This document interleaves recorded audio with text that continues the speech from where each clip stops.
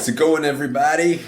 Good to be here with you today. I've got a sexy, awesome, exciting topic. And if that doesn't get you excited, then nothing will. A sexy, exciting topic for our B2B marketing and revenue growth friends, okay? And here's what I want to talk about today.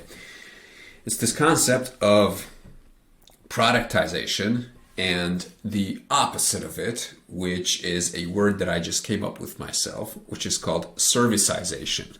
Now, it completely doesn't make sense the first time you hear it, but I'm going to explain what I mean, okay?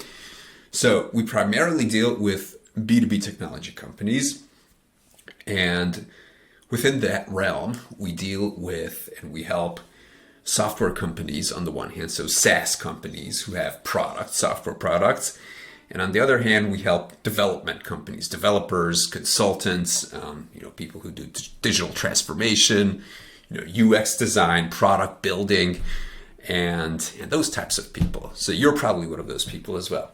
Now, here's the interesting thing. When we start working with somebody, we don't just go out and, try to market the thing or sell the thing as is, whether it be a service or a product. We always look for ways to put a spin on the offer. And now what works really, really well and now let's take one cohort of B2B technology companies who are the software development companies, agencies, so professional service companies in the technology realm. And what you see with them is that oftentimes what they struggle with is that they have this humongous big ass service costing 100K, 200K, 300K, 900K, whatever. So big projects. They want big projects. And so the assumption is, the common train of thought is that if you get a small project, so-called foot in the door offer, then it's easier to sell that and land with a big client with a small project, which is relatively easier to sell, and then expand from there, right? That's common wisdom. So don't try and go in and sell your $500,000 project right away. Start small with a foot in the door project, which is much easier to say yes to, okay?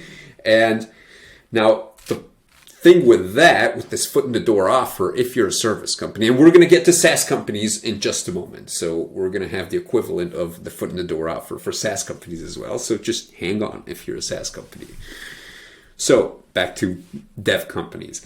Now, what you want to do with the foot in the door offer is to make it productized and feel like a product as much as possible, but not overdoing it, okay? Because some companies know this and then they end up sort of overdoing it. And I'm going to give you an example of that as well, okay? So what you want to do is make sure that this initial offer is well-rounded, it is branded, and you are very clear on what's going to happen within that service, within that sprint. You usually deliver it in the form of a sprint. You want to be clear on what happens in that sprint, and you want to give it a brand and you want to give it a price, okay? And when you're delivering that service, obviously you want things to go as smooth as possible. So you want all your processes in place and you want to be very clear so that scope creep doesn't happen. You want to be very clear on what the service includes and what the service doesn't include, okay? And you want to productize it. Now, some companies overdo this by putting on their website that they are a solution and they try to make the whole thing sound like a platform. And very often you go on the websites of these technology companies who actually don't have a product, but they make it sound like they have a product.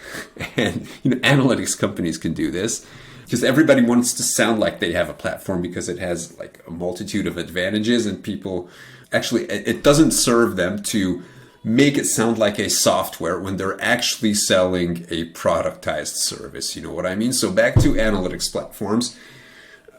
A lot of them start out by offering professional services and doing analytics on a one-by-one basis for clients, and then slowly building Lego blocks out of the process, out of delivering the service, and then packaging that up into a semi-product and then making that into a product, which is great. Now, if you get stuck in the middle, it's not a good place to be, because for the companies who are expecting a plug and play platform or something that they can just log into like a SaaS and then, integrate it and be off with it, they're going to be disappointed.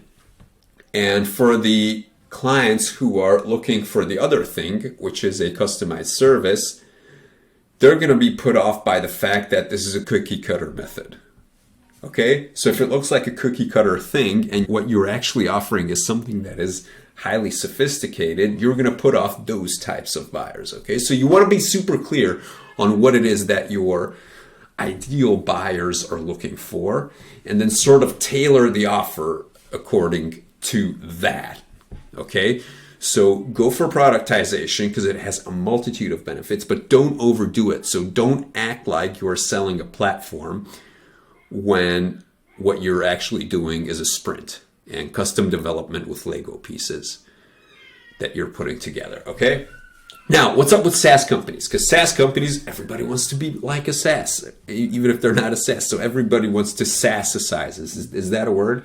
SaaSicize. SaaSify. There you go. Everybody wants to SaaSify their business. So where SaaS companies have an advantage is that, they have a product.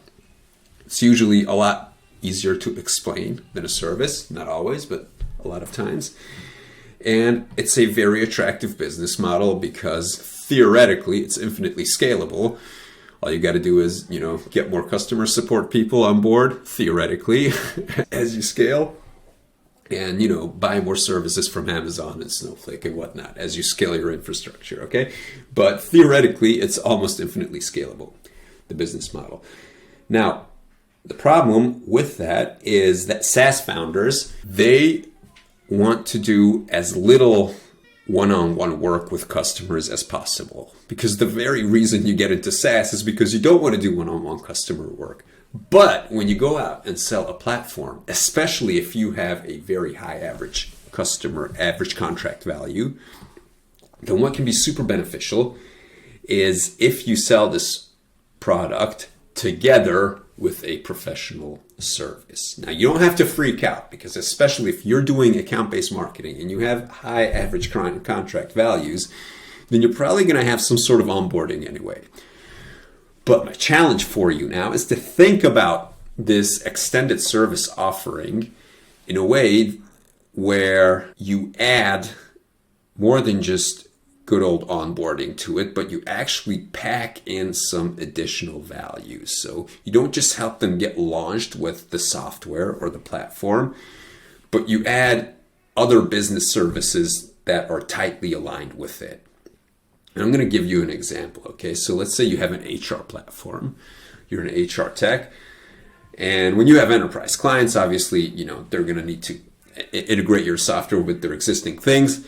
And, they're going to need to learn how to use it. So there's probably a ramp up time, onboarding, and you try to get users acquainted with the software. But think about this, just for the sake of a test campaign. What if, for the right customers, you offered additional services, such as help them put together their first campaign? Not just on a basic level, like setting things up, but how about for their first recruiting campaign, provided that your software is doing recruiting services or helps with recruiting? What if you added in additional, let's say, marketing or other offerings within this specific offer that you're putting out to a segment of the market as a test? So what if you combined this and you offered way more than just a SaaS and onboarding, but added a little bit of professional services as well? Now, I know this scares people off. This scares off, SaaS founders, because, oh no, we're going to have to start offering services and whatnot. But just take this and work with it, because you might be able to come up with a solution that will make your product a lot easier to sell. Now, obviously, you've got to be super careful with what you promise with these services, the additional services that you're bundling your product with. But when you bundle the right service that you can deliver predictably and consistently with the platform or the software that is your core product, that can turn into a killer offer. And I would really urge you to test that on a small segment of the market and see where it takes you. That's pretty much it. I'm pretty excited to see where you go with this. And we're definitely working on this with our clients, and some super exciting times ahead.